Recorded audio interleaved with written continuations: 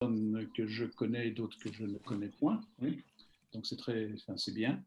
Donc bienvenue à ce 8e rendez-vous fédéraliste de l'UF Sud. Merci d'être là. Donc nous allons effectivement parler de Camus grâce à Jean-Louis Meunier et puis aussi Jean-Francis Billon. Donc en fait, moi je dirais, je suis très content qu'on parle de Camus aujourd'hui. C'est pas seulement parce que je suis très près de Lourmarin en fait. Hein. Vous ne voyez pas sur l'écran, mais je suis juste à côté de Lourmarin. C'est le village d'Albert Camus, comme vous le savez. Et c'est important qu'on parle de Camus et en filigrane, je suppose, de fédéralisme. Parce que dans l'histoire, nous avons eu je dirais, différents moments fédéralistes, mais qui ne se sont pas toujours bien concrétisés, malheureusement. Victor Hugo, 1847, je crois, et les États-Unis d'Europe. J'aime bien toujours rappeler quand même Aristide Briand et Stresemann, 1824. Nous nous sommes rencontrés, nous avons parlé européen, l'amitié franco-allemande qu'on cherchait à l'époque.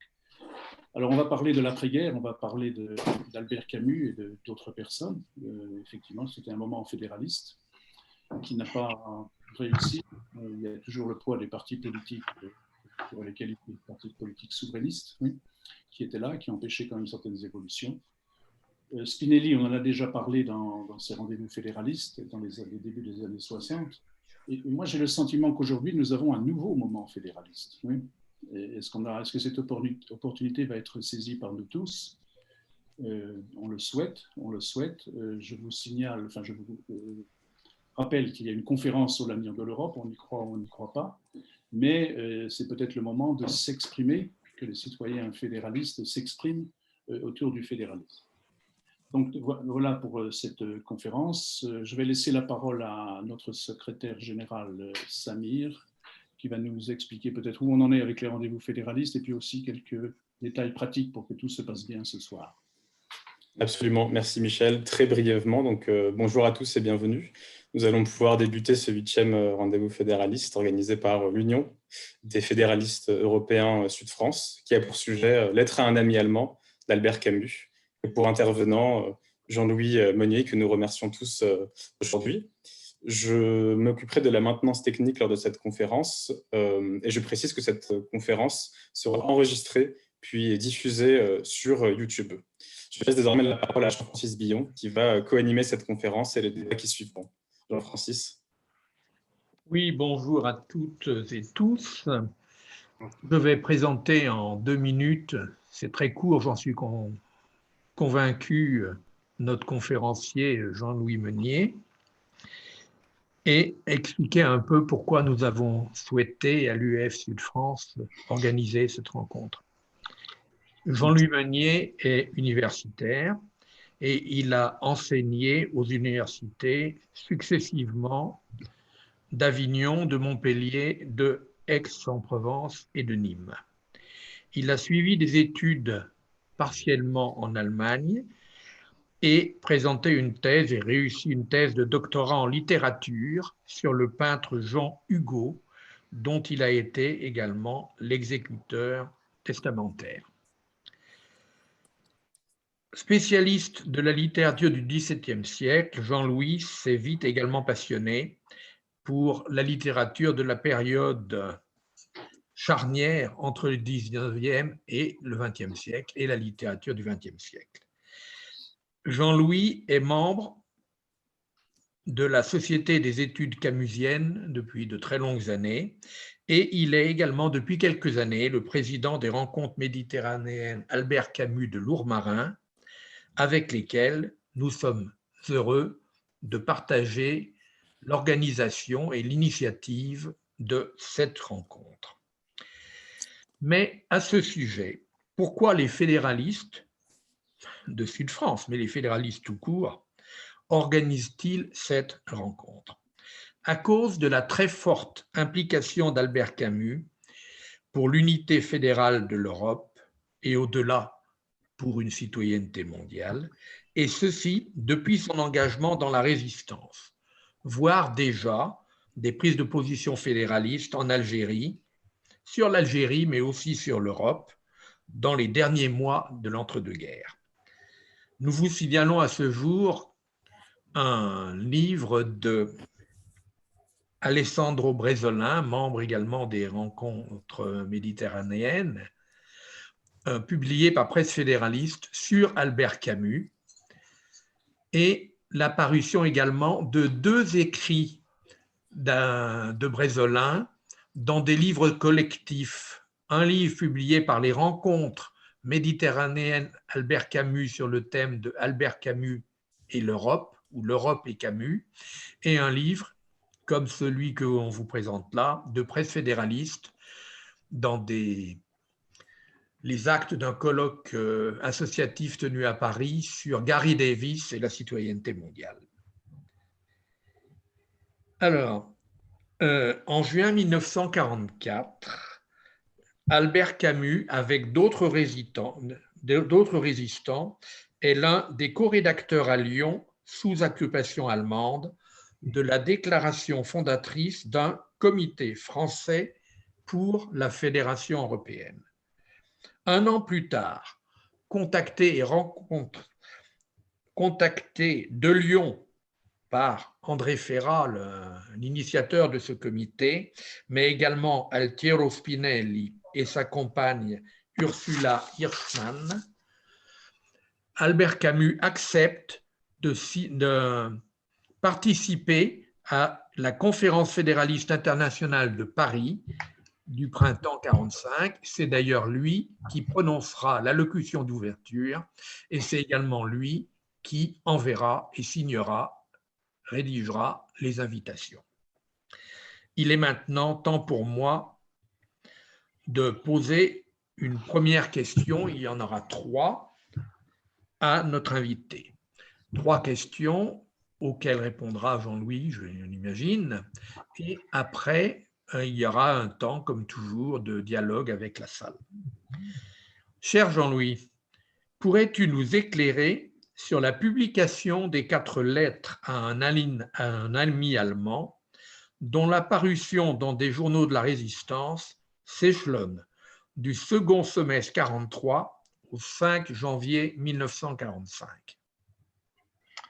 Bien, merci Jean-Francis. Et tout d'abord, je remercie l'UEF de m'avoir invité. Je remercie aussi Jean-Francis Billion avec qui nous avons préparé cette journée, Michel et d'autres personnes. Et puis, vous tous qui étaient là. Et puis, je voudrais avoir aussi une pensée pour mon professeur que l'on aime bien à l'UEF, c'était Robert Laffont, sur lequel Jean-Francis, n'est-ce pas, aurait pu bien lire. Robert Laffont, quand j'étais en 4e, en 1960, l'autre siècle bien sûr, lorsque nous sommes rentrés des congés de Noël, nous a dit, les enfants, un grand écrivain est mort, Albert Camus, laissez un peu le programme de côté, lisez Les Lettres d'un ami allemand, L'étranger et Le mythe de Sisyphe. Alors, je veux dire, pour un enfant de 4e, le mythe de Sisyphe, c'était totalement incompréhensible. Les lettres d'un ami allemand, je les ai lues. Bon, ça m'a intéressé, l'étranger aussi, mais je n'ai pas saisi tout ce qui était, évidemment, derrière les lettres à un ami allemand. Alors, pour les lettres à un ami allemand, je ne sais pas si Florian peut afficher le premier tableau. Apparemment, il y a un petit souci. La lettre... Voilà. La lettre 1 est écrite en juillet 1943. Elle est publiée dans la revue Libre numéro 2 en 1943. Et très schématiquement, pour l'instant, il y est question de la passion de chacun des 2 amis, un Allemand et un Français, pour son pays, mais il y a entre eux de fortes dissensions. La lettre 2, vous le voyez, est écrite en décembre 1943. Elle est publiée dans les Cahiers de Libération numéro 3 en 1944. Il y est question, là aussi, mais nous y reviendrons plus tard, de l'intelligence, qu'il faut comprendre comme la valeur de l'esprit, opposée à la violence de la force. La 3e lettre, écrite en avril 1944, est publiée dans Liberté numéro 58, le 5 janvier 1945. Il y est évidemment question de l'Europe, c'est l'une des lettres les plus célèbres. Et enfin, la lettre 4, écrite en juillet 1944, ne sera publiée qu'à la Libération. C'est la fin de l'amitié, la fin de la guerre et l'espoir et la certitude d'une nouvelle amitié, mais avec quelqu'un d'autre. L'édition originale est publiée le 3e trimestre 1945 aux éditions Gallimard, et Albert Camus la dédie au poète René Lénaud, qui était un de ses amis, qui avait été arrêté et qui a été fusillé par les Allemands. C'était un résistant. il n'y a pas les lettres de l'allemand, il n'y a que les lettres du français. C'est aussi une prise de position littéraire de la part de Camus. En mars 1946, une édition suisse chez Marguerat et en 1948, une édition italienne avec de très menues variantes et surtout une préface qui éclaire un tout petit peu, j'en parlerai plus tard, qui éclaire la publication de ces lettres à un ami allemand. Nous n'avons conservé aucun manuscrit de ces lettres, aucun manuscrit connu. Il y a juste un tapuscrit dans les archives Camus, un manuscrit de la préface avec de très petites corrections, très minimes corrections.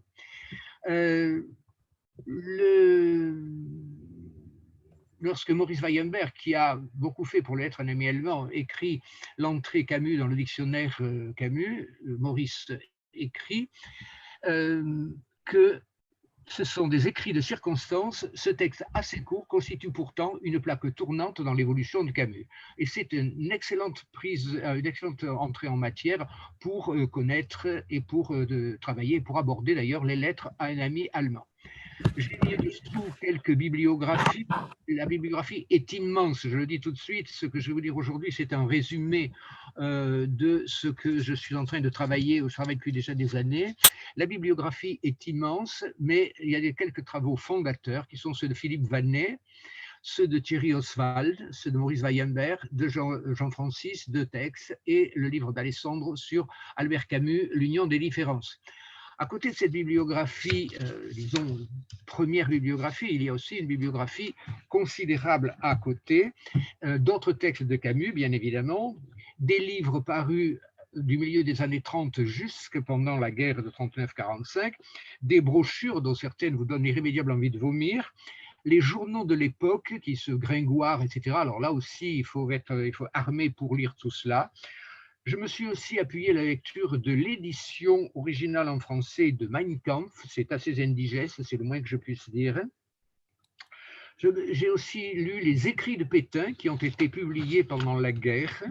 C'est surprenant, c'est le moins qu'on puisse dire, mais il y a aussi quelques travaux intéressants qui sont les publications d'Edmond Vermeil, qui était un germaniste émérite, qui est dédié d'ailleurs pas très loin de chez moi, à côté de Nîmes, et un autre livre très difficile et très abominable qui est publié chez Sorlo, lequel éditeur Sorlo avait été l'éditeur de toutes les excellences collaboratrices, si l'on peut dire, Les regards sur l'histoire. Le livre est effrayant, mais il y a aussi deux plaquettes que j'ai fini par me procurer, qui sont la plaquette de Max Hermann plutôt, Hitlérisme et humanisme, qui ce sont deux conférences que Max Hermann avait publiées, prononcées à l'École des sciences politiques en janvier et février 1936, et une plaquette d'un auteur inconnu qui s'appelle Hitler et sa doctrine, qui résume parfaitement cela. Bon, à côté, évidemment, il y a tout un autre ensemble de bibliographies. J'ai là, à côté de mon bureau,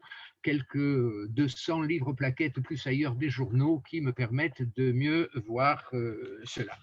Voilà un petit peu pour la publication des lettres à un ami allemand, en tout cas pour la présentation. Donc des textes de des 2 dernières années de la guerre et publication après les guerres. Évidemment, il y a eu la publication par Maurice Quilliot dans la Pléiade qu'il avait donnée après la mort de Camus, dans le volume des essais, et puis la nouvelle publication dans les 4 volumes, enfin dans le premier volume des 4 publiés, des œuvres complètes de Camus publiées en collection, la Pléiade, et Maurice Weyemberg a écrit tout ce qui concerne la présentation et les notes. Voilà, c'est donc un très bref résumé de ce travail qui est aux confins, pour moi, en tout cas c'est l'idée que je défends, aux confins de la littérature et de l'histoire, parce qu'il y a derrière un nombre de phrases de Camus, un certain nombre de textes que par la critique interne on arrive à retrouver. Je citerai très rapidement quelques mots de la préface à l'édition italienne. Camus écrit « Elles avaient un but qui était d'éclairer un peu le combat aveugle où nous étions et par là de rendre plus efficace ce combat. » Il faut bien voir éclairé et efficace. Et Camus distingue bien dans sa préface les Allemands des nazis et les Français des collabos. Et il ajoute 2 membres de phrases intéressants. Il lutte contre la violence et il déteste les bourreaux, qui est un thème qu'il reprendra d'ailleurs régulièrement dans son œuvre.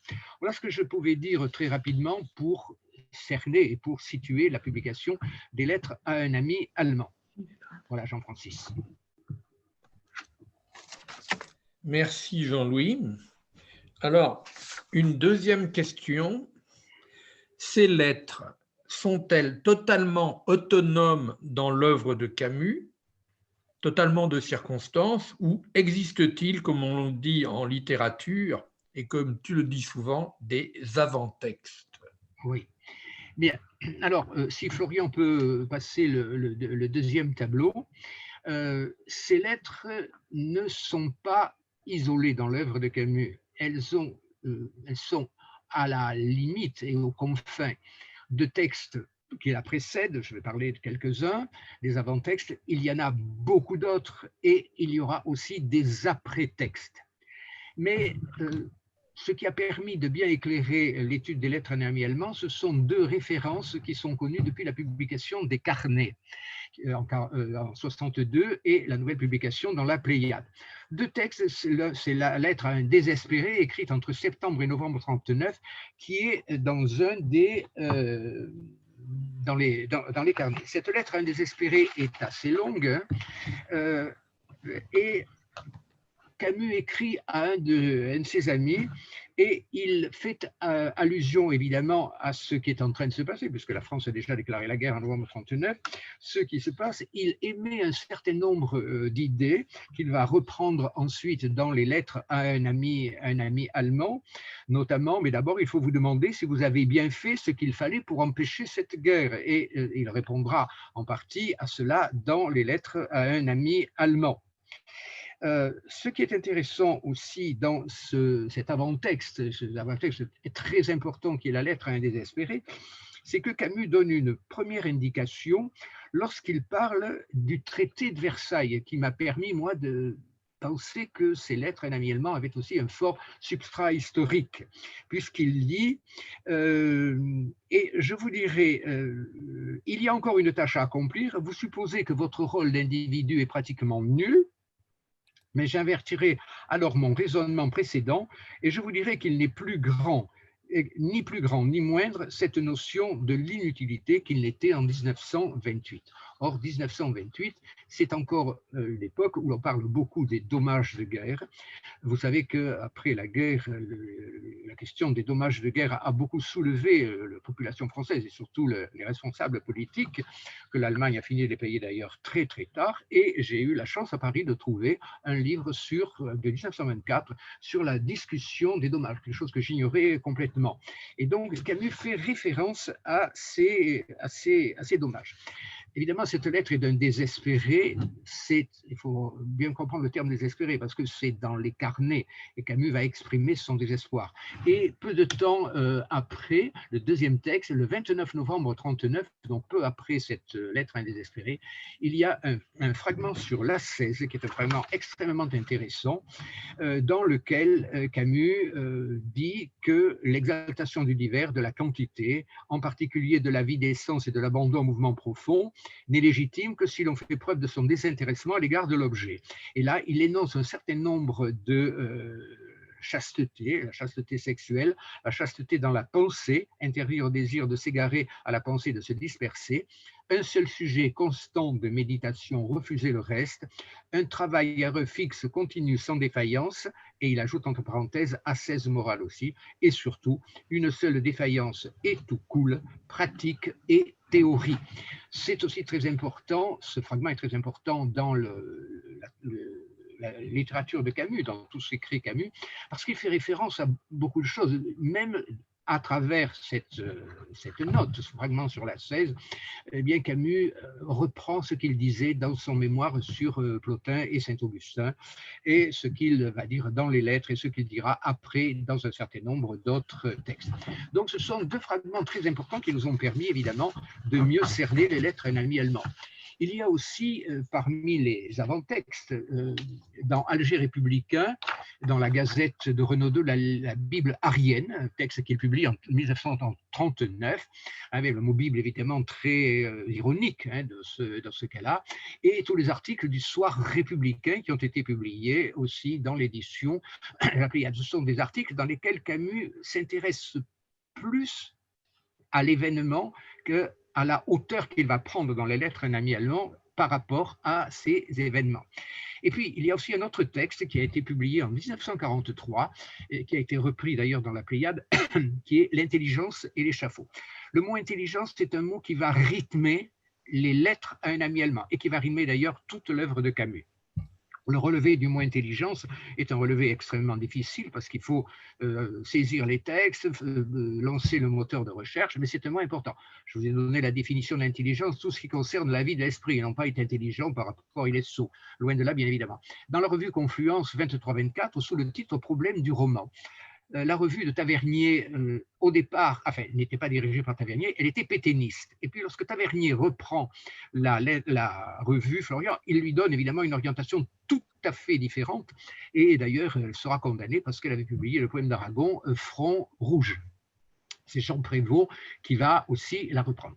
Et quand on lit le texte de Camus sur l'intelligence et l'échafaud, qui est consacré au roman, essentiellement au roman La Princesse de Clèves, évidemment, il y a des notes sur la princesse de Clèves qu'on peut rapprocher de notes qui sont dans les carnets. Mais lorsqu'on étudie l'intégralité des 415 pages, 43, de la revue, on s'aperçoit que Tavernier et Prévost font de tous les textes qui se suivent en chemin de fer, font de tous les textes des textes de résistance sous prétexte de parler des problèmes du roman. Ils parlent effectivement des problèmes du roman, mais ce sont des textes de résistance avec des gens comme Pierre Laffut, notamment Marcel Arlan, et tout un ensemble d'autres écrivains qui écrivent. Et donc, Tavernier a parfaitement organisé la revue parce que c'est une grande revue de résistance. Et le texte de Camus, lorsqu'on le lit à la lumière de tout cet ensemble que Prévost et Tavernier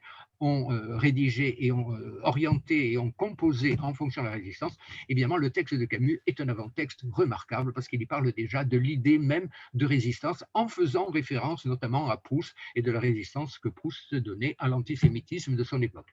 Et puis, il y a évidemment tous les carnets. Et j'ai donné une citation de Camus. Il écrit à un dénommé Jean-Paul Desmond, c'est publié dans le Cahier des Saisons. « J'ai commencé la guerre de 1939 en pacifiste et je l'ai fini en résistant. Cette inconséquence, car c'en est une, m'a rendu plus modeste.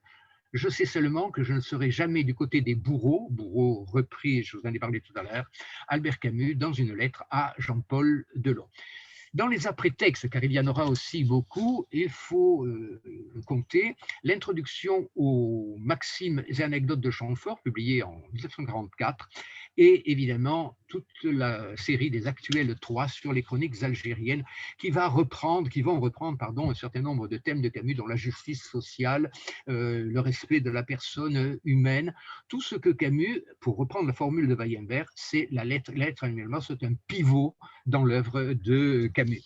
Et puis évidemment, dans les avant et les après-textes, il y a aussi toutes les notes de Camus. Voilà un petit peu ce que je pouvais dire sur les avant-textes, mais si vous avez des questions, je répondrai tout à l'heure. Voilà, Jean-Francis. Merci, Jean-Louis. Alors, la troisième question, quel est le contenu de ces 4 lettres?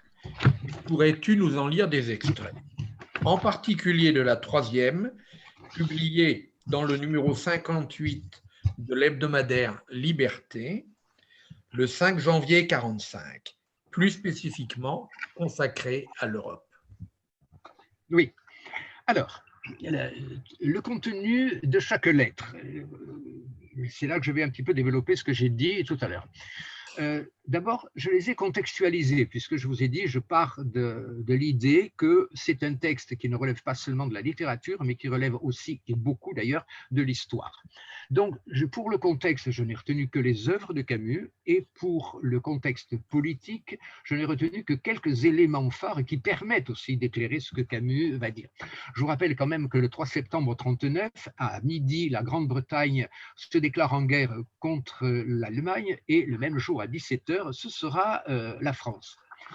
De 1940 en 1943, Camus voyage entre la métropole et l'Algérie, il écrit par divers journaux, il est préoccupé par des problèmes de santé et des ennuis financiers aussi.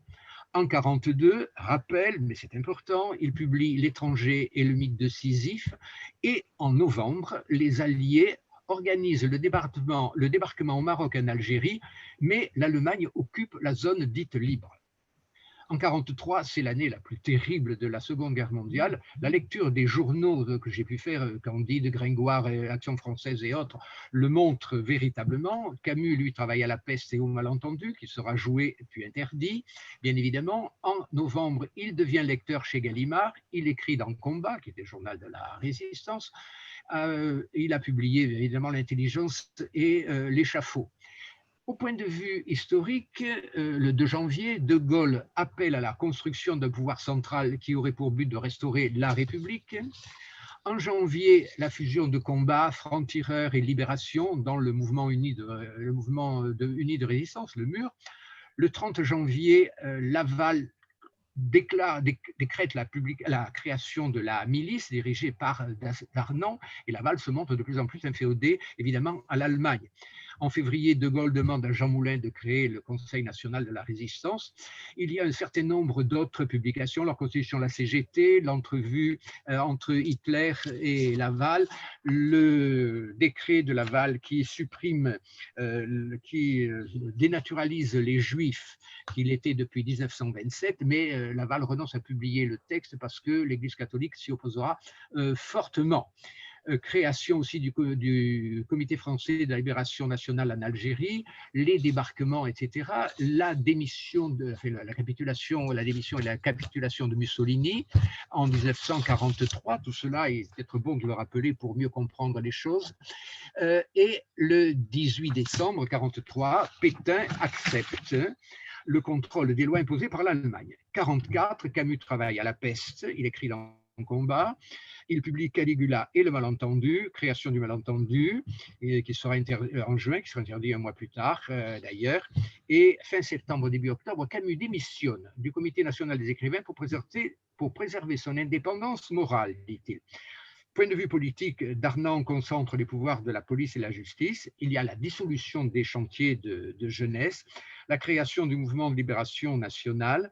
La milice reprend des activités, un certain nombre de créations en Algérie notamment, des ministres, le suicide de Pierre Brossolette, le débarquement des Alliés en Normandie, les massacres d'Oradour-sur-Glane le 10 juin 1944, l'attentat manqué contre Hitler par von Stauffenberg le 20 juillet et le 25 août, la libération de Paris, enfin 1945. Camus s'associe à ceux qui demandent la grâce de Brézillac, c'est déjà Camus contre la peine de mort, hein, dit-il, voilà, derrière chaque meurtrier, écrira-t-il, il y a un homme. Et il dirige la collection Espoir. Je vous rappelle aussi la capitulation du Troisième Reich le 8 mai, les émeutes de Sétif et Guelma 8 et 13 mai, le procès Pétain, et enfin le 6 août, la bombe atomique sur Hiroshima. Camus écrira un texte dans Combat le 8 août, où il écrira son horreur et il dira que certes la guerre est terminée, mais il sera un des très rares à dire qu'elle est terminée au prix de nombreux morts. Et il ne s'en réjouira pas, bien évidemment. Alors, la lettre 1, écrite juillet 1943, publiée en 1943, c'est une variation sur deux conceptions de l'amour de leur pays, celle que préconise l'allemand et celle que préconise le français. Évidemment, elles sont tout à fait différentes. L'allemand ne parle que de conquête et Camus ne parle que de liberté. Pour le français, l'amour de son pays, puisque écrit le français à l'allemand, vous me parliez de l'amour de mon pays, eh bien l'amour de mon pays, dit Camus, pour moi est inséparable de la justice. Et il est aussi de sa puissance, non celle des armes, écrit Camus, mais celle de la grandeur et de l'esprit, qui est une des variations de l'intelligence. Et ce mot esprit sera d'ailleurs repris dans la deuxième lettre, c'est-à-dire ce qui constitue la dignité de l'homme. Donc, le français ne doute pas de sa bonne foi, l'allemand apparemment non plus, mais leurs deux options sont tout à fait inconciliables. Et partant de là, évidemment, de ce contexte, en 1943, la place et l'importance de la littérature et de Camus dans la littérature, il était connu qu'il lui donne une grande audience déjà.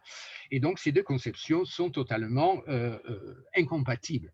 Je vous rappelle quand même aussi ce que disait Laval le 22 juin 1942, je souhaite la victoire de l'Allemagne parce que sans elle, le bolchevisme demain s'installerait partout. Il ne faut pas l'oublier parce que cela transparaîtra dans les lettres à un ami allemand. Et pour ce qui est de Pétain, dont Camus va évidemment reprendre les arguments pour les combattre, petite précision, les écrits de Pétain sont publiés à divers endroits du territoire français, donc il y a un vrai maillage du territoire. Et j'ai eu entre les mains une édition de Mein Kampf de 1942. Dans la préface, c'est tiré à 8 500 000 exemplaires. Vous voyez la publication de tout cela. Donc, ce maillage de Hitler, ce maillage de Pétain sont très importants. Voilà pourquoi Camus va reprendre indirectement cette notion même de maillage pour prendre de la hauteur par rapport aux événements. Donc, voilà pour la première lettre à un ami allemand. La deuxième lettre, décembre 43, elle oppose l'intelligence, et il y aura plusieurs occurrences, je vous parlerai tout à l'heure des occurrences des mots que j'ai relevés dans les lettres à un ami allemand. Il oppose l'intelligence, donc l'esprit, à la justice, et la vérité, et la colère. Il l'oppose à cette violence aveugle qui est celle de l'allemand. Mais, dit-il, la victoire approche, celle pour laquelle et dans laquelle l'Allemagne sera vaincue. Il y a aussi dans cette lettre un passage qui est extrêmement émouvant, c'est celui sur l'aumônier allemand qui subordonne sa foi au régime nazi. Je vous rappelle, c'est un camion dans lequel il y a des condamnés à mort qui vont être fusillés. Et l'un des jeunes fusillés qui est là, qui ne sait pas pourquoi, qui a 16 ans, perçoit que la bâche bâille, et donc à un moment, il saute du camion. Et quelqu'un s'en aperçoit, l'aumônier fait arrêter le camion et donne ordre aux soldats d'aller récupérer ce jeune homme, qu'il récupérera, qui remontera dans le camion, qui ne comprendra rien du tout, et l'aumônier lui parlera évidemment de la vie future, ce qui est un rappel d'ailleurs, vous vous souvenez de l'entretien dans la deuxième partie de l'étranger. C'est un des passages événementiels, pratiquement le seul cité par Camus, mais pour montrer évidemment toute l'horreur qui pouvait se passer pendant la guerre. À partir de là, le travail sur la participation de l'Église et sur la position de l'Église catholique ou de l'Église protestante sont à étudier, et ce passage-là fait véritablement référence à tout ce qui était la position de l'Église catholique, qui était loin d'être dans son ensemble collabo. L'Église allemande, c'était la même chose. Il y avait un pasteur qui, lui, était franchement collabo. Il était à Lourmarin par-dessus, le pasteur Noël Weltler, Noël Nougat de son véritable nom, qui a été, lui et sa femme, ont été fusillés après la guerre et qui a écrit un certain nombre de textes, participé notamment à la conférence de Woluwe, qui sont des textes particulièrement difficiles. Et évidemment, on peut rapprocher ce que Camus écrit d'un autre auteur qu'il aimait beaucoup, c'était André Suarez, dans Valeurs. Voilà pour cette deuxième lettre. Donc, l'opposition entre l'intelligence et la force. Troisième lettre, écrite en avril 1944, et c'est Philippe Vanet qui a découvert où elle avait été publiée. C'est celle qui aborde le thème essentiel de l'Europe, et celle, Jean-Francis l'a souligné tout à l'heure, celle qui est importante pour nous en tout cas. Voilà. Et la patrie et l'Europe. L'Europe a été constamment pour Camus, dès avant la guerre et dès après l'Europe, avec toutes ses interventions, ses meetings, ses écrits, elle était le lieu qui serait celui de la paix et de la justice sociale et de la liberté. Et il écrit dans cette lettre, pour vous, Allemands, l'Europe est une propriété. Le mot est important parce qu'il fait référence à ce que Hitler écrivait dans Mein Kampf, dans l'édition clandestine, nouvelles éditions latines qui étaient les éditions de Sorlo. Il écrit que c'est la conquête. Et cette brochure anonyme dont je vous ai parlé tout à l'heure cite, et Edmond Vermeil le fait aussi dans ses travaux, il cite des extraits, et Vermeil étant germaniste, il a traduit lui-même des extraits, il cite et il montre comment Hitler a dit qu'effectivement, la France et l'Europe étaient pour les Allemands une propriété. Donc ce seul mot fait référence référence à tout un substrat historique que Camus connaissait parfaitement bien. Elle est propriété, alors que le français écrit « nous vivons dans la dépendance », c'est-à-dire dans une forme d'humilité et aussi évidemment d'engagement et de sympathie pour l'Europe. Les deux mots, comme leurs amitiés, sont tout à fait incompatibles et opposés. Et c'est l'idée même que pour l'allemand c'est une propriété et que pour le français c'est une dépendance, l'Europe. C'est évidemment une nouvelle opposition entre les deux amis. Mais Camus précise bien que pour lui, l'Europe n'est pas chrétienne. Je précise, vous le savez, Camus n'avait pas de foi religieuse.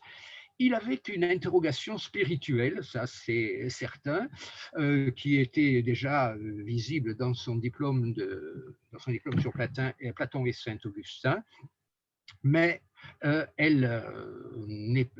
pour Camus, l'Europe n'est pas chrétienne. Cela rappelle un débat un peu actuel aussi, et ça c'est une actualité des lettres annuellement, nous y viendrons.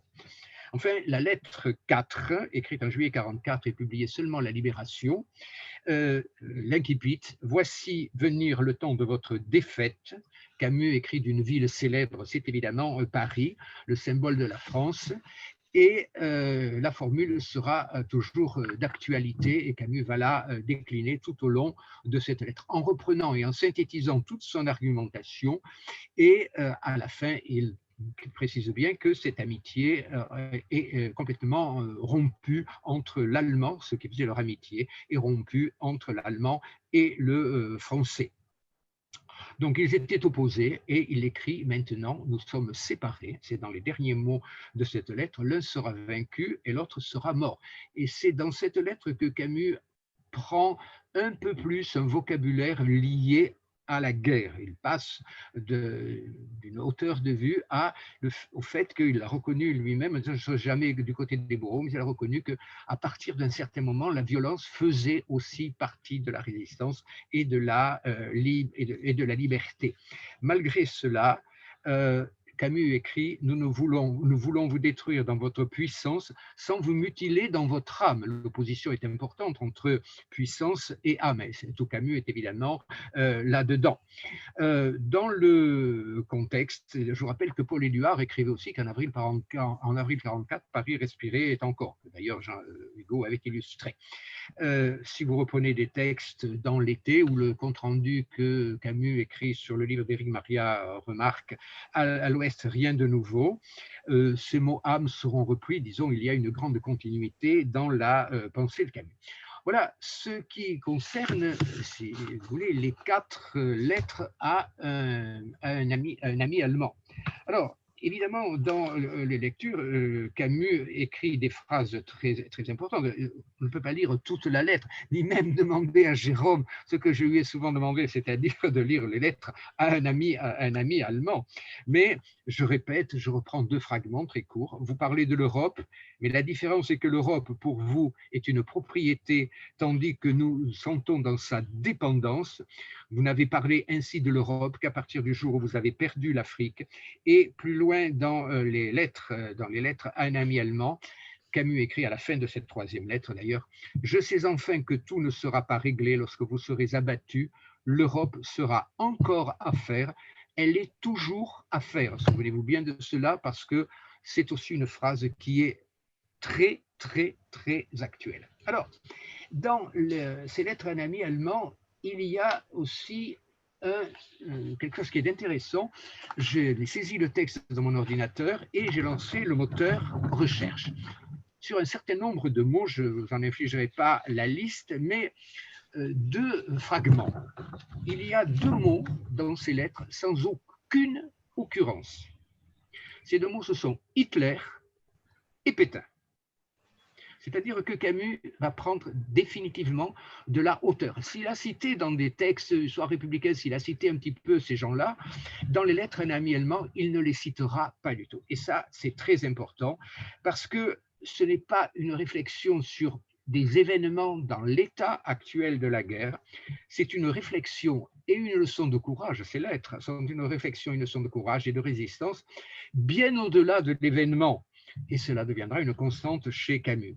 Ce qui, par contraste, évidemment, conduit le lecteur que ce soit celui qui était contemporain des lettres, de la publication des lettres, ou que ce soit nous en tant que contemporains qui les lisons, nous conduit à réfléchir et à nous engager aussi dans ce que Camus a défendu et ce que nous défendons aussi, notamment à l'UEF, c'est les valeurs de justice, de liberté, dans le respect mutuel physique et intellectuel de l'autre, mais évidemment sans concession ni la combinazione célèbre dans le paysage politique. Et dans les mots à la plus forte occurrence, c'est intéressant aussi, le mot le plus employé dans ces 4 lettres, 24 occurrences, c'est le mot Europe. Je suppose que ça ne vous étonne pas du tout. L'autre mot qui arrive avec 22 occurrences, c'est le mot intelligence. Je ne vous rappelle pas ce que j'ai dit tout à l'heure, mais l'étymologie du mot intelligence est intéressante, puisque entre le grec et le latin, l'intelligence, c'est tout ce que l'on recueille pour le faire sien et pour le donner aux autres. C'est donc déjà l'idée de la générosité et du dialogue avec l'autre. Un autre terme intéressant, c'est l'adverbe aujourd'hui. 19 occurrences et dans toutes les lettres. L'aujourd'hui, pour Camus, est intemporel. Et je vous rappelle ce qu'écrit Maurice Weinberg. Les lettres sont un écrit de circonstance et une plaque tournante dans l'œuvre de Camus. Eh bien, le mot aujourd'hui est symptomatique de cette chose-là. Et évidemment, il faut comprendre ce terme dans l'œuvre de Camus, dans toute l'œuvre de Camus, et la comprendre aussi dans un fragment de la lettre à un désespéré, dans lequel Camus écrivait « L'histoire, c'est l'endroit où l'individu peut tout, l'histoire où l'individu peut tout, et l'endroit où le désespéré, qui maintenant et toujours ne désespère plus et s'engage, et Camus préférait, vous le savez, les hommes engagés à la littérature engagée. Donc il y a une certaine nuance par rapport à ce qui était écrit dans la lettre désespérée, mais néanmoins il y a une grande continuité. Autre mot, le mot raison, et ça c'est important, on peut revenir à des textes anciens dans l'œuvre de Camus et même évidemment aux lettres, évidemment, puisqu'il y a 17 occurrences de ce mot entre la préface et les lettres, d'ailleurs, entre la préface et les lettres, et dans la lettre 4, qui est celle qui concède la victoire à la France et non pas à l'Allemagne, c'est sur les 17 occurrences qu'il y a 7 occurrences du mot réseau. Et enfin, le mot pays, 14 occurrences dans la préface et dans les lettres. Alors, évidemment, c'est un travail aride que j'ai conduit avec d'autres mots comme seul, solitude, vaincre, allemand, français, etc., destin, Dieu avec des majuscules, Dieu sans majuscules, européen, grandeur, injustice, intelligence. Je vous le dis, vraiment, c'est très intéressant du point de vue de remarque parce que cela architecture les lettres en ami allemand, mais cela aussi fait référence à tout ce substrat historique que Camus connaissait parfaitement bien et qu'il exprime dans les lettres à un ami allemand. Voilà, je crois très synthétiquement ce que je pouvais vous dire sur ces 4 lettres. Évidemment, c'est très synthétique dans la mesure où chaque phrase de Camus porte sens. Et il faudrait lire l'intégralité des lettres. Ce qui est intéressant aussi, c'est que Camus ne met aucune suscription ni aucune formule de politesse dans ses lettres, qu'il ne cite jamais les lettres de l'allemand. Ce sont des lettres bien sûr inventées, ce que Suarez avait fait notamment dans les lettres Un destinataire inconnu. Ce sont des lettres particulièrement inventées, mais dans lesquelles Camus dit « vous me disiez que ». Et ce qui est aussi intéressant, c'est que ces lettres-là peuvent être lues, Jérôme, je te tends la perche, peuvent être lues comme un monologue théâtral. Ça passe très bien au théâtre quand on les lit. Et cela a encore plus de force parce que Camus et le théâtre, nous le savons, Camus avait toujours dit que sur les terrains de football et dans le théâtre, c'est là qu'il avait appris la solidarité, la vraie solidarité. Et donc les lettres énormément sont des lettres aussi qui vont dans cette solidarité que Camus a longtemps définie. Voilà ce que je pouvais très schématiquement vous dire, mais je répondrai à vos questions si vous en avez, que je ne veux pas abuser du temps. Voilà Jean-Francis. Voilà, écoute, merci beaucoup Jean-Louis. Il va être maintenant effectivement temps de conclure. Et je crois d'ailleurs que tu voulais le faire en nous commettant un 3e tableau.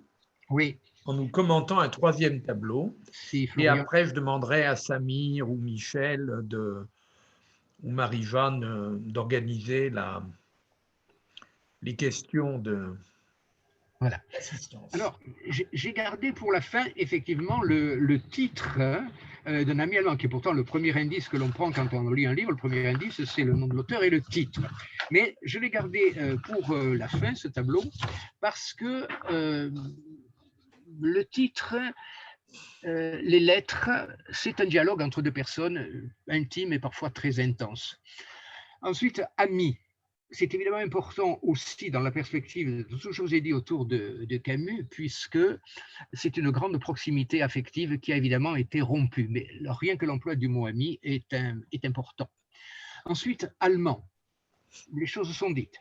C'est un ami qui est allemand, avec qui l'amitié a été interrompue. C'est-à-dire que Camus s'adresse véritablement à un citoyen allemand dont il ne partage plus les vues, qui un temps ils les ont partagées, maintenant il ne les partage plus. Et j'ai cité quelques dédicaces que Camus écrit ou quelques fragments de correspondance qu'il écrit à soit Louis Guillou, soit à Jean Grenier, soit à Nicolas Chiaromonte, notamment. Et ces dédicaces sont intéressantes parce qu'elles reprennent des mots, ces écrits de combat, effectivement, hein, mots de la guerre, ses écrits de combat et l'amitié, à Louis Guillou, à Jean Grenier, qu'il avait invité, que Grenier avait invité Camus à l'université du Caire lui avait proposé de venir prononcer des conférences, et il lui dit, vous pourriez continuer à développer ce que vous avez écrit dans la lettre à un ami allemand. Et dans la correspondance avec Nicolas Chiaromonte, Albert Camus écrit à Nicolas Chiaromonte qu'il part, un ami qui part aujourd'hui pour New York emporte à votre intention une petite édition des textes publiés clandestinement. Lettre à un ami allemand, c'est ce que j'ai publié de plus récent. Bon, c'est un peu rapide, mais c'est intéressant parce que Camus cite ces lettres à un ami allemand comme un texte important pour lui. Et Chiaromonte lui répond peu de temps après, le 20 décembre, je partage votre sentiment, la passion de la liberté. Nous voyons que c'est important et qu'il a très bien compris, Chiaromonte a très bien compris ce que Camus avait voulu mettre. Donc, en conclusion, Camus construit dans ses lettres une rhétorique de la violence opposée à une rhétorique de la négation. Et les lettres à un ami allemand sont aussi une réponse à ceux qui soutenaient l'Allemagne et la collaboration. Mais ne nous méprenons pas sur le terme de rhétorique. Il ne s'agit pas, dans la signification, c'est la signification à la fois littéraire, les mots en l'occurrence sont un exemple, et historique, les événements et tout ce qui le substrat de ces lettres. Camus n'assemble pas des mots, ce qui serait un mauvais usage de la rhétorique, ce serait gratuit. Mais dans les avant-textes ou dans les après-textes, il construit par cette rhétorique un cheminement. C'est le cheminement des mots, en l'occurrence dans toutes les lettres, je publierai un jour les tableaux, dans le cheminement, dans le courant de l'histoire, à l'être des mots et des événements qu'il a accumulés, qu'il a connus, des lectures, des rencontres avec le milieu de la NRF, des journaux qu'il a lus, des livres qu'il a lus. Et ce cheminement, on peut le résumer rapidement par 4 constats. Le pays où l'on est né, c'est la lettre 1. Peut-être celui de l'intelligence ou du meurtre, c'est la lettre 2. L'Europe forte sera le seul lieu de l'intelligence et la rupture douloureuse des deux amitiés, la lettre 4, c'est un premier cheminement. Il y a un deuxième cheminement, c'est celui de l'exposé du sens qu'induisent ces constats.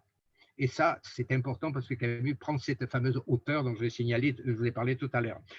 On peut le résumer comme son amour du pays. Et l'amour du pays, pour Camus, c'est aussi bien l'Algérie, le lieu où il est né, que la France, le lieu où lui il travaille. C'est donc l'Algérie et la métropole indissociable. C'est la lettre 1, le pays. L'être humain peut pervertir la beauté et la dignité de ces lieux. C'est la lettre 2. L'Europe est le lieu de l'espoir, c'est la lettre 3, et le triomphe et la victoire de l'intelligence, fût-ce au prix de rupture, c'est la lettre 4. Et ces lettres animalement, quel que soit le cheminement que l'on prend, on peut même ce sens induit lui-même et construit une nécessité, la nécessité philosophique chez le lecteur et le citoyen de réfléchir et d'agir.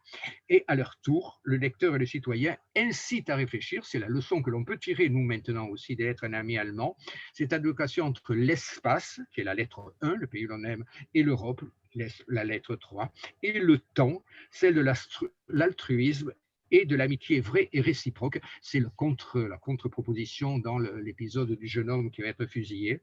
Et 4 citations que j'ai mises en ligne, extrait des lettres d'un ami allemand. Lettre 1, il est des moyens qui ne s'excusent pas. Lettre 2, l'intelligence donne son accord au courage. Lettre 3, l'Europe n'est pas une propriété, mais un endroit où nous nous sentons dans la dépendance. Et lettre 4, je continue à croire que ce monde n'a pas de sens supérieur, mais je sais que quelque chose en lui a du sens, et c'est l'homme, parce qu'il est le seul être à exiger d'en avoir. Le mot homme important chez Camus, on voit l'homme révolté plus tard, etc. L'exigence et l'intelligence. Donc, ces lettres sont vraiment, c'est un nœud, c'est un pivot, avec évidemment toute la discussion sous-jacente autour de Nietzsche. C'est un pivot dans l'œuvre de Camus. Voilà, je crois ce que je pouvais dire. Je pense, Jean-François, que je n'ai pas trop dépassé le temps qui m'était imparti. Je vous remercie encore de votre patience et de votre écoute. Nous te remercions de ton intervention. Michel, si tu peux reprendre la parole.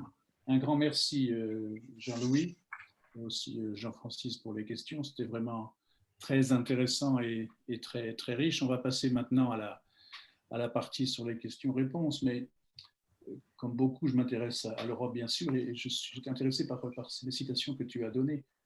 L'Europe forte sera le seul lieu de l'intelligence. J'aime bien. Ce sera le lieu de l'espoir. Oui. L'Europe est toujours à faire. Alors ça, c'est effectivement très actuel. C'est à nous de la faire en ce moment, là, avec la conférence. Oui. Oui. Et puis cette nuance entre les Allemands et les Français sur l'Europe propriété et l'Europe dépendance. Ça, c'est aussi intéressant. Bon, je m'arrête là, mais je voudrais vous entendre pour les questions. On va s'arrêter à 20h30. Donc, si vous avez des questions, vous avez aussi la possibilité de poser des questions dans la partie conversée. Vous savez, en bas de l'écran conversé, vous pouvez poser vos questions par écrit si vous le souhaitez. Donc voilà, c'est ouvert. Et Jean-Louis est là pour vous éclairer de sa lumière. Lumière camusienne, hein, oui.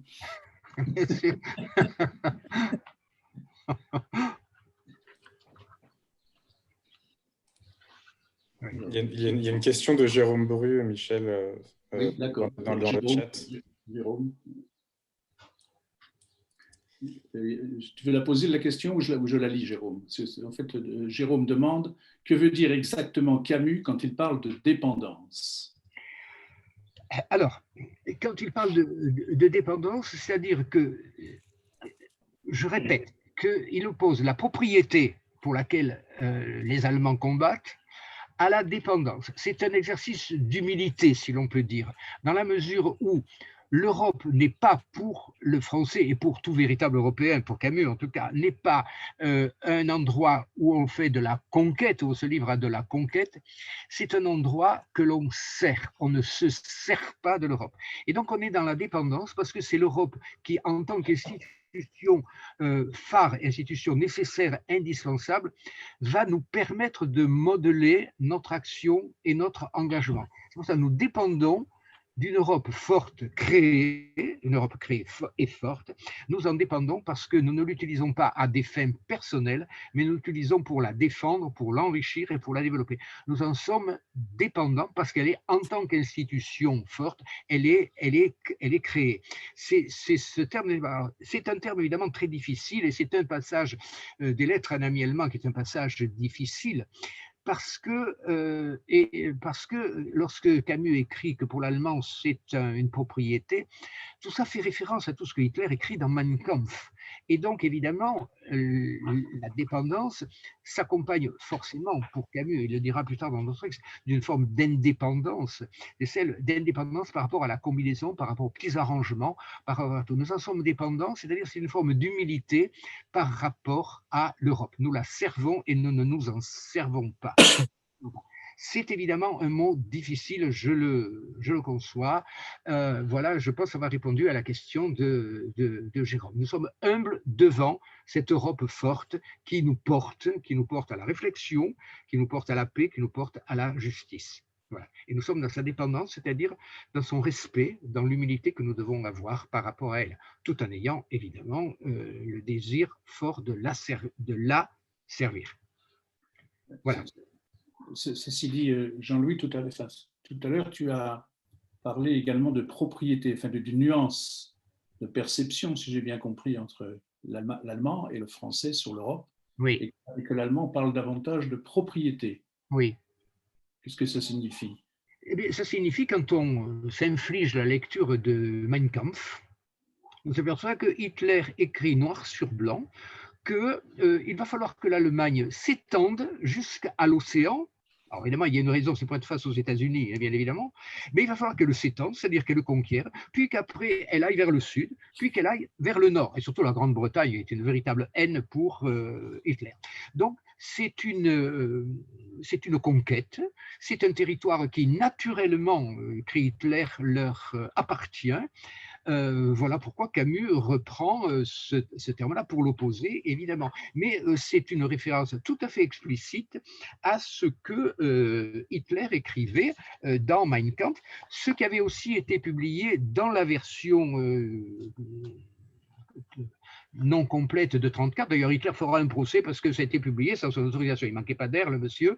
Et dans Hitler et sa doctrine, cette plaquette qui s'est finalement procurée, il est très clairement dit que, par celui qui parle, que l'Allemagne considère la France, notamment, comme un territoire qui lui revient, comme une propriété tout à fait naturelle, un sol tout à fait naturel, une propriété naturelle. C'est l'Allemagne, voilà, c'est le Troisième Reich. Il a besoin de s'agrandir, eh bien, comme on a envahi l'Autriche avec les Sudètes, etc., etc., etc. On va envahir la France, l'Angleterre. C'est une véritable propriété, mais au sens physique du terme. Au sens physique du terme. Hein. Il la revendique comme naturellement propriétaire de l'Allemagne. Voilà, et c'est une référence tout à fait explicite à Mein Kampf. Et Edmond Vermeil, d'ailleurs, dans les livres qu'il publiera, Edmond Vermeil a publié des livres essentiels sur le régime nazi et sur Mein Kampf, évidemment, qu'il lisait dans le texte et qu'il traduisait. Il a bien montré ce qui était. Et un tout petit détail qui, pour moi, est quand même très important, j'ai eu l'occasion de trouver chez un libraire, ici à Nîmes, un ensemble de plaquettes de l'église protestante de Sommières. Ça s'appelle Au son des cloches. J'ai étudié ça. Eh bien, j'étais stupéfié. Dès 1933, l'église protestante de Sommières fait venir des Allemands pour leur expliquer ce que veut Hitler. Dès 1933, à l'église protestante de Sommières, qui est une petite ville à côté de Nîmes. Vous voyez comme quoi, déjà, dès le début, je vous rappelle aussi que François Poncet écrivait des notes à son ministère, le père André-François Poncet écrivait dans son ministère en disant « Ce monsieur est dangereux ». Et on vient de retrouver d'ailleurs un certain nombre de lettres dans une armoire qui était particulièrement sous clé. Donc, Camus résume tout. Mais la propriété, Michel, je réponds et je répète ce que j'ai dit, pour Hitler, la France, l'Angleterre et certains autres pays, c'était le territoire physique de l'Allemagne, et il le revendiquait de façon mais extrêmement naturelle et sans aucun problème de conscience. C'était sa propriété. Oui, merci. Alors, s'il y a des questions, vous pouvez soit lever la main, soit il y a aussi une fonction avec... Alors, j'ai levé la main, oui, mais on n'a pas réagi à ma main, donc j'interviens. Non, parce qu'il y a beaucoup de monde derrière les écrans, donc on voit. Il y a beaucoup de mains. Bon, ok. Il y a beaucoup de mains. Ben, voilà. Donc, non, merci beaucoup pour cette intervention hein, qui était très riche, très complète. Alors, il se trouve que je viens d'acheter à l'occasion d'un passage à Lyon l'édition originale, mais l'édition lausannoise en fait, hein, de 1946. Et donc, je suis en train de le lire, ça tombe bien. Mais pour expliciter un peu cette notion de dépendance qui effectivement, qui pose problème, qui n'est peut-être pas le mot le mieux choisi, en fait, ce que veut dire Camus, si j'ai bien compris, je ne suis pas un spécialiste de Camus, je le dis tout de suite, c'est qu'il faut se sentir dépendant, non pas des institutions, parce qu'elles n'existent pas, les institutions européennes, mais il dit qu'il faut être dépendant d'une histoire, d'un paysage, des valeurs. Et il dit d'ailleurs, page 56, mais elle est pour nous cette terre de l'esprit où depuis 20 siècles se poursuit la plus étonnante aventure de l'esprit humain. Oui. C'est ça, c'est une dépendance par rapport à ce qui a fait ce qu'on est et ce qu'on pourra être si on arrive à assumer ces valeurs, cette histoire, ces paysages, etc. etc. Voilà, donc c'est une dépendance, mais je dirais métaphorique et pas réelle en définitive. Hein. Alors c'est vrai que M. Meunier a tout à fait raison de dire que Camus, en fait, il veut s'inscrire en faux contre une propagande pseudo-pro-européenne qui n'est qu'un dévoiement de l'idée et du mot Europe en définitive. Hein. Et ça, c'est le gros problème. Et c'est ce que disait Edgar Morin à la Libération. Il disait, ouais, moi, je n'étais pas européen à l'époque parce que l'Europe a été dévoyée par Hitler. Et quand j'entendais Europe, j'entendais Hitler. Oui. Et c'est ce que dit Jean-Louis Meunier. Effectivement, on parle beaucoup de l'Europe, mais c'est une Europe soumise. Ce n'est pas l'Europe de l'esprit. C'est comme vous l'avez dit, l'Europe de la puissance destructrice, en fait. Oui. Et pas la puissance positive, pas la puissance de l'esprit. Et donc, vous l'avez tout à fait bien dit, ça me semble extrêmement important. Mais justement, j'avais une question à vous poser concernant l'écho de ces lettres à l'époque. Alors moi, je n'ai aucune idée, parce que vous avez dit au début que Camus pensait qu'en se positionnant sur ce terrain-là, il serait plus efficace. La résistance serait plus efficace. Or, j'aimerais savoir en quoi c'est efficace, en quoi ces textes ont été répercutés, quel était leur impact, d'autant plus que, comme vous l'avez dit justement, l'Europe n'était pas populaire en 1943, pas du tout. Bien sûr qu'il y a quelques visionnaires qui parlaient de l'Europe. Bon, on a parlé d'Henri Freinet, on a parlé de Spinelli. Bon, c'était une élite. Mais les Français n'aimaient pas l'Europe, à tel point que, et surtout, on n'aimait pas parler un allemand, même si c'est très discrètement présenté. Mais on parle de l'amitié passée, l'amitié future, etc. Tout ça, les Français n'étaient pas prêts à l'entendre finalement. Et donc, ça me rappelle Le silence de la mer. Oui. Ces textes-là me fait un peu penser, mais ça n'a rien à voir en termes stylistiques, hein, mais ça me fait penser un peu au silence de la mer. Mais le silence de la mer, effectivement, on l'enseigne dans les écoles aujourd'hui, les collèges, mais à l'époque, notamment le Parti communiste, les gaullistes détestaient ce texte. Vous voyez ? Oui. Donc, quel est l'écho de ces lettres au moment où elles ont été éditées ? Alors, l'écho est difficilement mesurable en termes de nombre de personnes qui peuvent le lire, parce que nous ne disposons pas, ni dans les archives, ni ailleurs, nous ne disposons pas d'une espèce de radio, d'enquête d'opinion qui aurait permis de le savoir. Tout ce que l'on sait par un certain nombre de correspondances ou par un certain nombre de personnes qui le disaient, je me souviens par exemple lorsque j'avais rencontré Edmond Charlot, je lui avais quand même posé la question, notamment parmi d'autres. Et Charlot lui-même disait qu'on ne pouvait pas mesurer l'influence et la réception de ces lettres à un ami allemand à l'époque, mais que lui, Charlot, pouvait témoigner du fait que la diffusion souterraine était importante. C'est ce que Charlot m'avait dit à l'époque. Donc, c'est à peu près la seule information dont je ne sais pas que Guy Basset ou Jean-Francis ou d'autres disposent d'informations. On n'a pas de mesure effective. Mais ce que l'on sait, c'est la phrase de Charlot que la diffusion souterraine était importante. Et puis, le fait, disait-il aussi, le fait que Camus, en 1943, était quelqu'un qui était connu dans le paysage de la littérature. Il y avait l'étranger, il y avait le mythe de Sisyphe, il y avait le malentendu, il y avait un certain nombre d'autres textes, et puis tous ceux qu'il avait vécu en Algérie, les 11 textes de Misère de la Kabylie. C'était quelqu'un de connu. Donc, quand on voyait Camus, me disait Charlot, la diffusion pouvait être encore plus importante parce que c'était Camus. Donc, pas de mesure, pas de quantification dans la mesure, mais, je reprends les dires de Charlot, certainement une diffusion large, mais de façon souterraine. Voilà tout ce que je tout ce que je peux dire. Pour l'instant, je n'ai pas d'autres informations et je n'ai trouvé nulle part ailleurs, même dans les archives Camus. J'avais demandé à l'époque à Marcel Massella qui s'occupait des archives, il n'y avait pas de réponse précise à cette chose-là. Diffusion certaine. Alors, Jean-Francis préciserait certainement quelle était la diffusion des journaux dans lesquels, ou des revues dans lesquelles ces lettres ont été publiées. De toute façon, si Gallimard, ça c'est un fait que l'on connaît, si Gallimard très rapidement demande, et Camus accède à cette demande-là, de publier les lettres annuellement dès octobre 1945, alors que la guerre venait pratiquement d'être terminée, enfin, façon de parler, l'armistice avait été signé, que Camus le demande et que les Italiens vont le demander, que Camus va ajouter une préface qui est très intéressante et qui éclaire le texte, c'est donc qu'il y avait eu quand même une diffusion et qu'il y avait une nécessité d'une nouvelle diffusion. Là, c'est beaucoup plus quantifiable par rapport aux archives de Gallimard. C'est tout. Mais pour répondre à votre question, je ne peux. Le seul élément dont je dispose, c'est la réponse de Charlot à ma question. C'est tout. Et nous n'avons, à côté de ça, aucune enquête, même contemporaine, qui nous permet de dire quelle a été la diffusion. Merci beaucoup. Voilà. Tout ce que je voulais. Et bon, évidemment, dans votre intervention, vous avez aussi souligné beaucoup de points.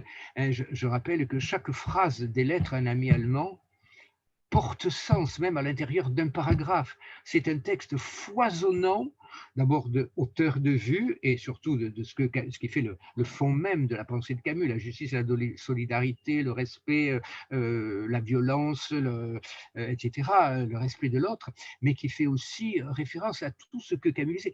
Il lisait la Nouvelle Revue Française, on recevait à la Nouvelle Revue Française, même celle de Drieux, on recevait tous les articles, toutes les revues, tout arrivait, tous les journaux arrivaient, Grenier lui en passait. Il y avait un bouillonnement intellectuel qui fait la richesse et la difficulté, évidemment, des lettres à un ami allemand.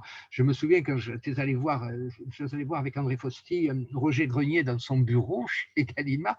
Il nous accueille à la rue Sébastien-Bottin. Il nous dit: je vais faire monter par un escalier, je ferai descendre par un autre. Parce que chez Gallimard, on peut se croiser sans se voir.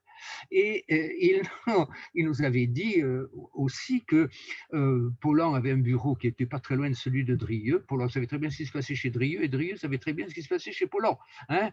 Donc là aussi, tout ça fait partie, que Charlot me l'avait confirmé d'ailleurs, tout cela fait partie de la réponse que je peux apporter à votre question du non quantifiable en termes de chiffres, mais de la régularité et certainement de la certitude de la diffusion souterraine. Merci. Oui, Michel Dépollué.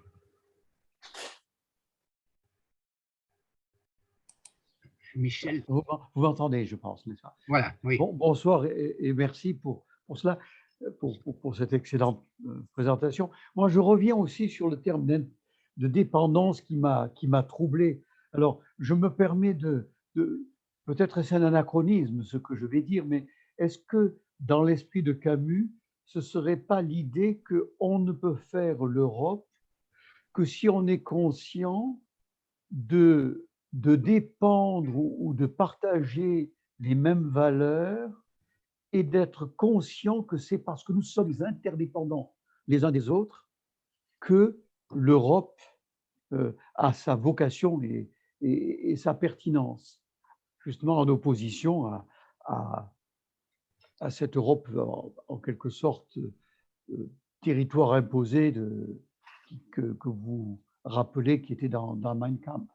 Oui, oui, oui, c'est aussi une des multiples explications de ce terme qui est l'un des termes les plus difficiles.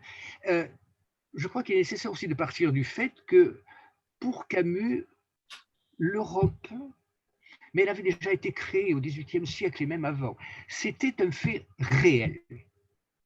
Et donc, il n'y avait pas lieu de se poser la question sur l'Europe. L'Europe, elle a été créée, elle est toujours à défendre, certes. Donc, c'était tellement chevillé au corps et à l'esprit de Camus, la notion même d'Europe, que Camus, dans ce résumé, dans cette phrase qui est un résumé terrible de l'opposition entre les deux conceptions, et que donc la dépendance, l'interdépendance, que M. Bedeau, ce que vous soulignez, vous aussi, ce sont effectivement des explications. C'est un des termes les plus difficiles sur lesquels on bute systématiquement, mais lorsque on part de l'idée même que Camus n'avait pas de questions sur l'Europe, ne se pose pas de questions. C'était une réalité, je ne dirais pas de tout temps, parce que c'est très mauvais en histoire, mais c'était une réalité au moins depuis le XVIIIe siècle, peut-être même avant.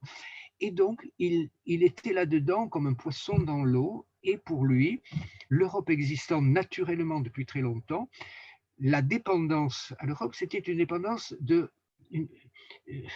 il révérait l'Europe, et il servait l'Europe, il ne se servait pas de l'Europe. Et donc cette interdépendance, qui est un des avatars dans les mots de la justice, de la solidarité, elle est effective, c'est ce que vous avez dit, ce qu'a dit M. Belot tout à l'heure.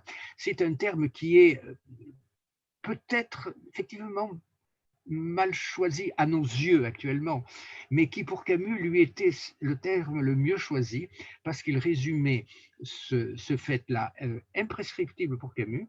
L'Europe pour Camus, ce n'était plus une question, c'était une réalité. La seule question, il le dit, l'Europe est toujours à défendre. Voilà, ça c'est la véritable question. Mais toutes vos approches sont tout à fait intéressantes et nourrissent forcément le débat sur un mot difficile. Merci à vous. D'autres questions? Enfin, moi, j'ai une toute petite question peut-être, parce qu'il y avait Agnès Aboulin et puis il y a aussi Jérôme Bru qui est là, pour le théâtre. Est-ce que les lettres ont été jouées? Je ne sais pas, il y a eu des activités théâtrales autour de ces lettres jusqu'à maintenant?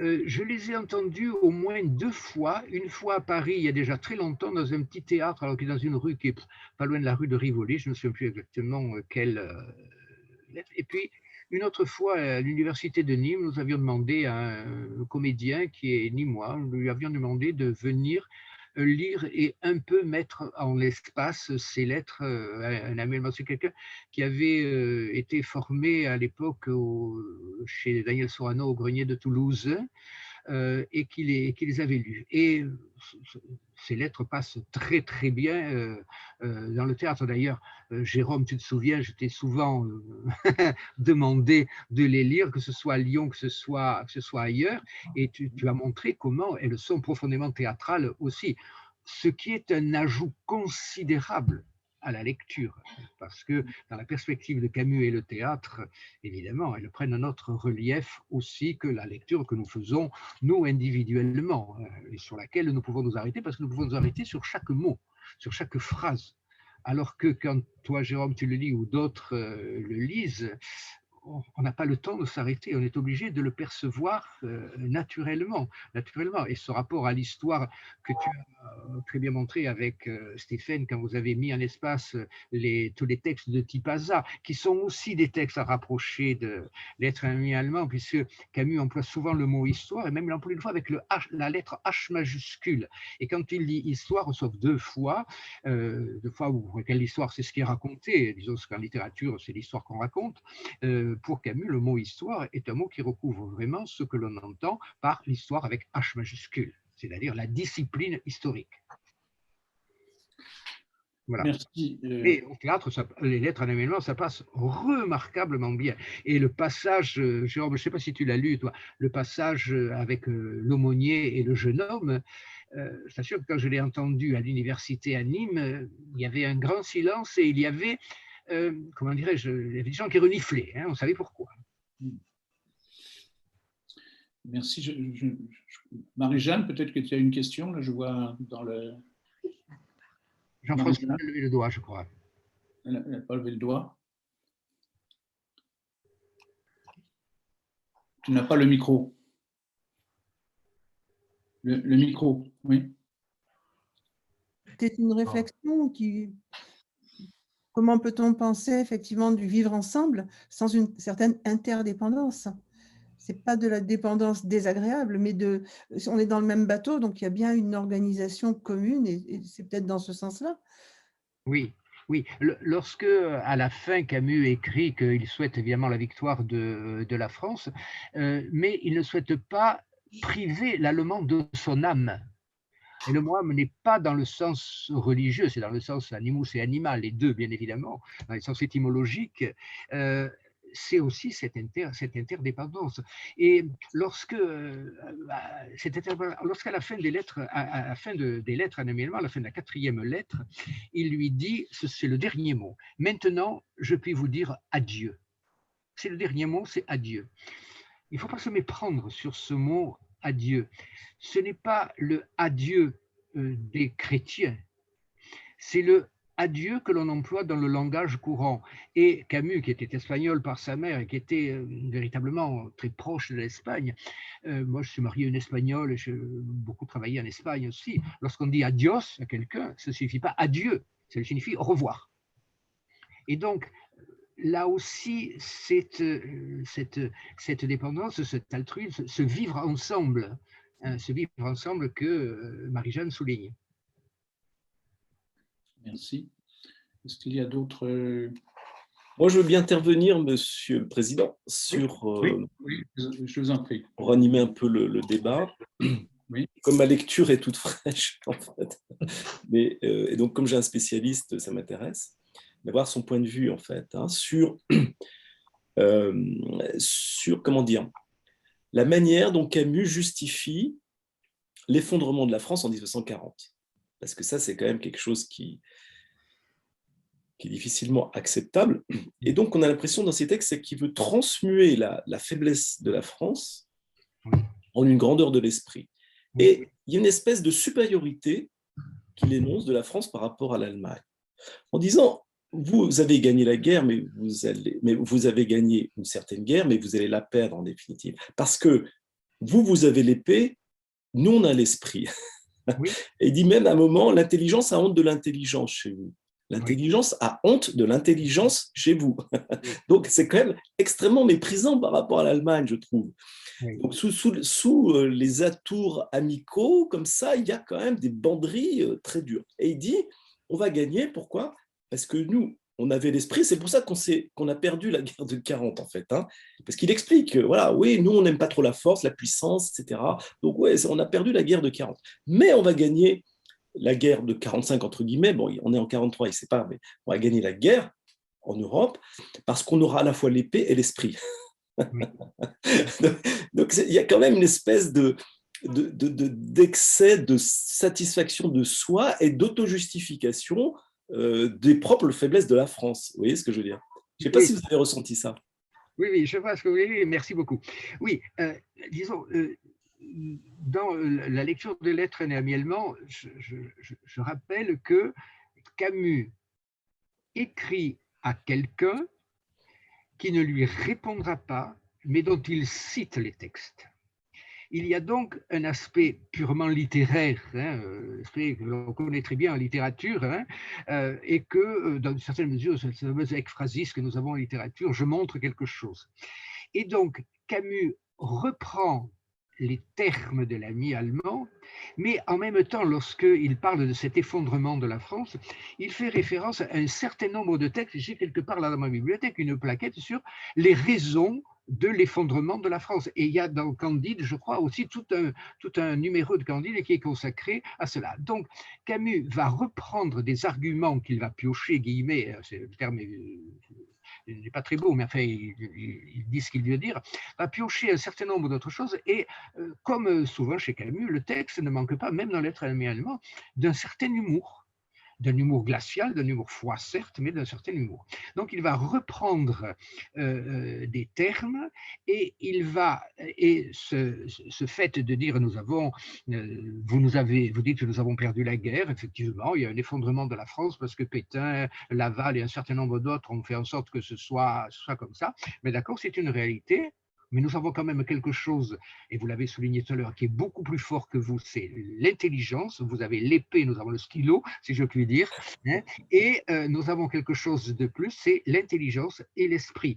Et c'est pour ça que j'ai souligné ce terme intelligence, parce qu'il court dans toute l'œuvre de Camus. Il va courir du début jusqu'à la fin, sous diverses formes, sous le mot esprit notamment, il va courir. Et donc, effectivement, Camus constate les fondements de la France, parce que d'abord, c'était incontestable à l'époque, il faut dire aussi, et puis parce qu'il y avait certains qui justifiaient cet effondrement. Quand on lit Candide, Gringoire, l'Action française et autres torchons de cette époque-là, c'est très instructif, ça c'est certain.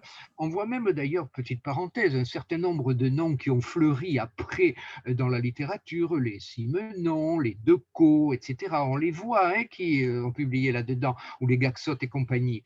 Voilà. Donc, et les Molnier, on les voit. Donc, il y a effectivement, Camus constate, certes il ne s'en réjouit pas, mais il oppose très fermement, et c'est dans ce sens que chaque phrase de ces lettres, annuellement, chaque phrase porte un sens considérable, c'est la difficulté de ce texte, il oppose véritablement deux mondes, celui de la conquête physique, de l'appropriation physique du territoire, qui est la conséquence de la perte de la guerre, enfin en tout cas ou d'une certaine victoire de l'Allemagne, qu'il va opposer à quelque chose que l'Allemand ne pourra jamais vaincre, jamais, jamais, jamais, c'est la puissance de l'esprit et de l'intelligence, et de ce fait d'enfoncer le clou sur la nécessité de la solidarité, de la justice, du respect de l'autre, etc. Donc, il y a parfois des oppositions qui sont des oppositions extrêmement franches d'une phrase à l'autre. Il y a de grandes coupures, mais qui sont d'autant plus fondamentales et porteuses de sens qu'elles se heurtent littérairement et historiquement par là.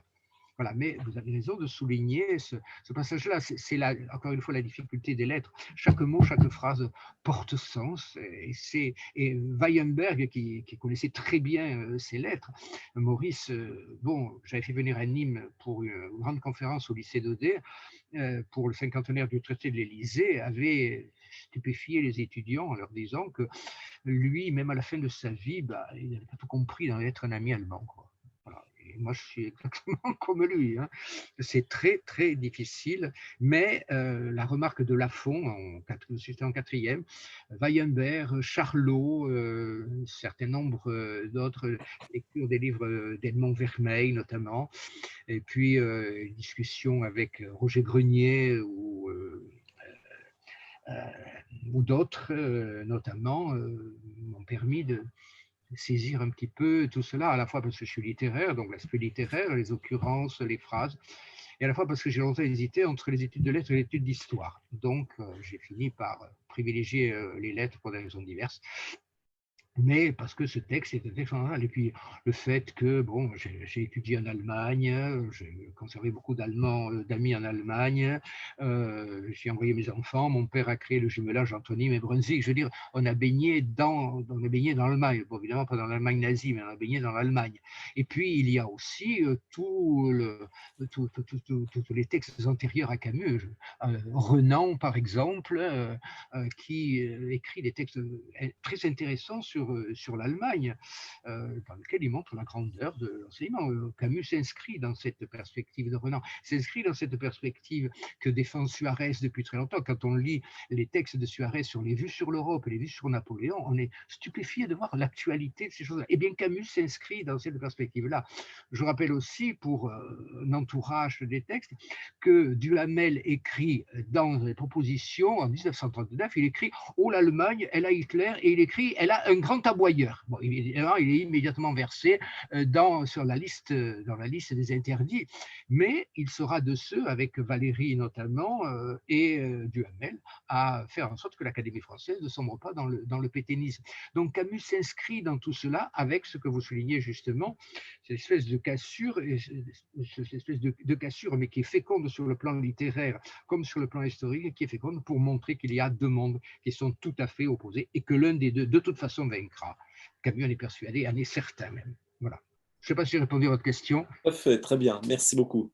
Oui, merci Jean-Louis. Je ne sais pas s'il y a d'autres questions, mais moi j'ai Enfin, on a fait une allusion au contexte historique de l'époque, tu l'as déjà fait là bien sûr, mais ce comité français pour la Fédération européenne, est-ce qu'on peut avoir un peu plus de détails là-dessus, ou peut-être Jean-Francis? Jean-Francis, oui. Oui, Où est-il, Jean-Francis? Ah oui. il est là. Oui, oui, je voulais aussi dire quelque chose en réponse si je peux me permettre, à Robert. Robert, je pense que tu connais bien mieux que nous les titres, les tirages de certains journaux clandestins, comme Combat, par exemple, le mouvement d'Albert Camus, d'ailleurs. Donc, la presse clandestine était diffusée. Ce qu'on peut dire, je crois, Jean-Louis, de ces 4 lettres, elles sont plutôt parues quand même dans la revue Libre, c'était la revue intellectuelle du groupe Franc-Tireur, qui était un des 3 mouvements fondés à Lyon avec Camus, avec Combat et Libération. Le deuxième, c'est les cahiers de Libération, ce n'est pas le mensuel Libération. Après ça, Liberté, on parle de Liberté, a été un journal clandestin. Il s'est transformé en hebdomadaire à la Libération.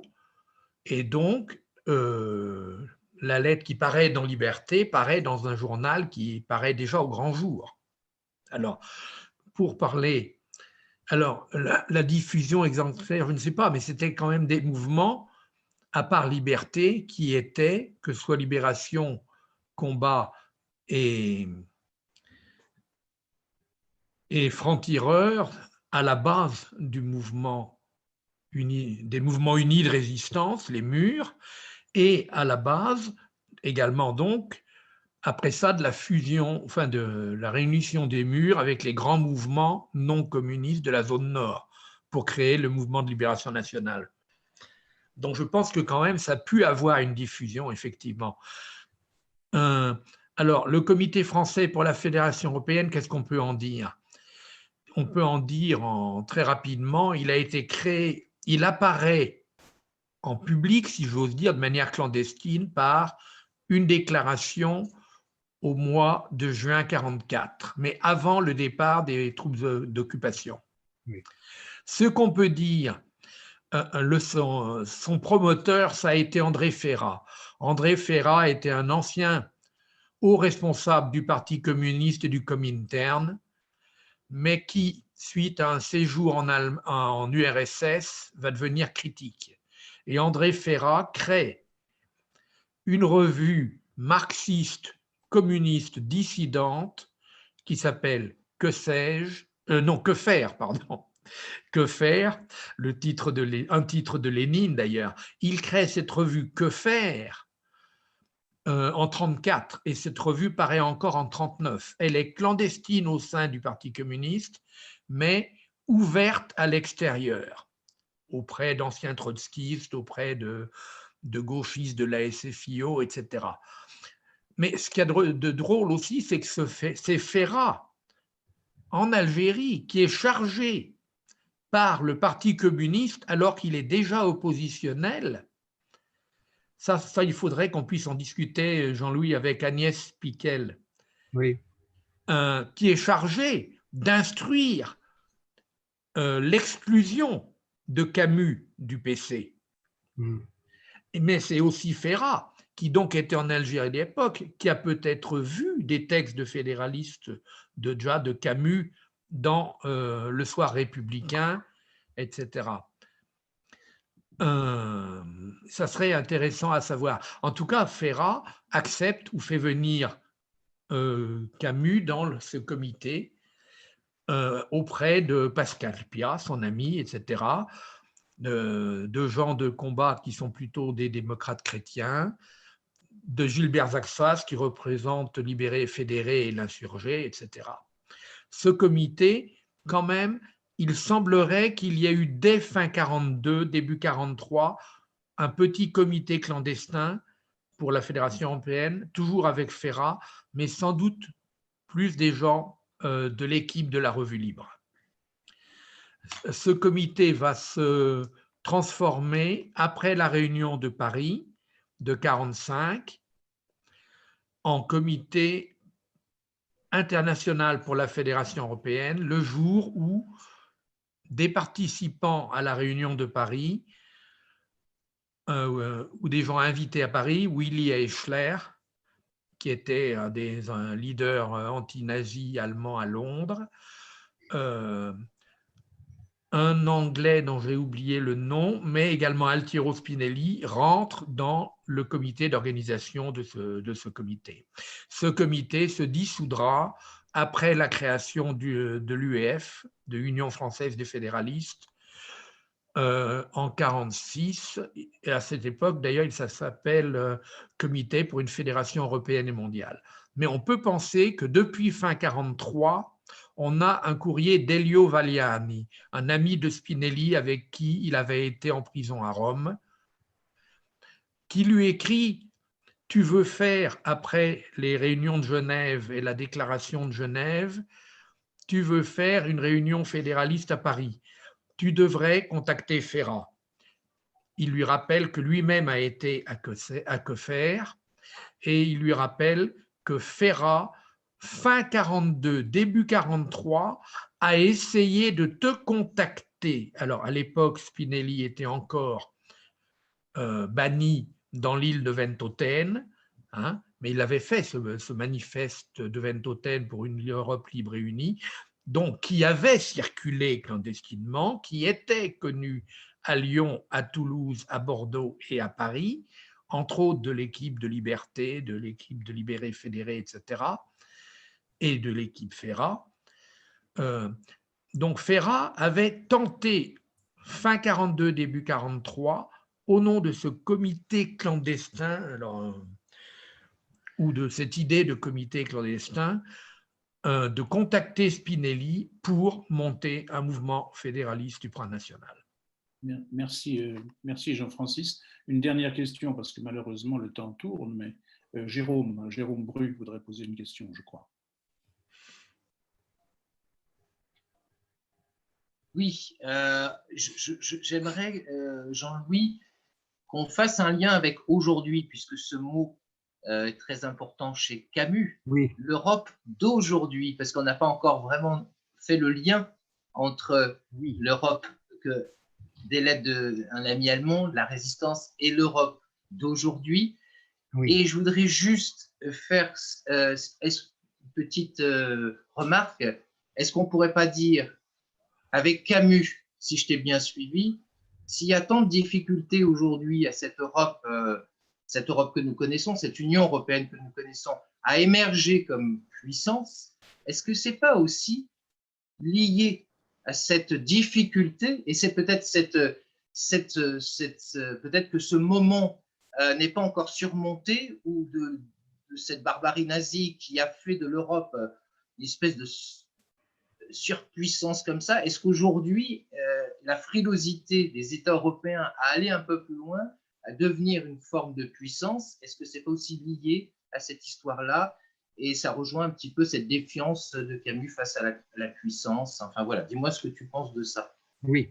Alors, pour le mot aujourd'hui, c'est ce que j'ai dit tout à l'heure à M. Belot. Pour Camus, l'Europe était quelque chose qui existait, dans lequel il était. Donc, l'Europe d'aujourd'hui, qu'il voyait en tout cas, je me remets dans la perspective de l'être un ami allemand. L'Europe d'aujourd'hui, c'est celle qui oppose l'allemand au français, la conquête et la dépendance. Voilà. Donc, à partir de là, lorsque Camus écrit « L'Europe est à faire, l'Europe est toujours à faire », aujourd'hui prend une autre signification, en tout cas une signification beaucoup plus ample. Cette Europe d'aujourd'hui, puisqu'elle existe fondamentalement au sens idéologique pour Camus, elle ne peut pas disparaître.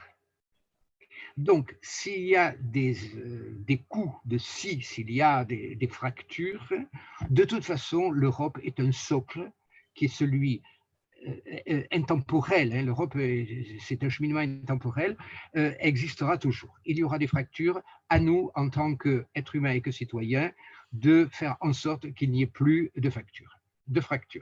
Donc, c'est un peu le sens que l'on peut aussi donner au terme « aujourd'hui » dans les lettres.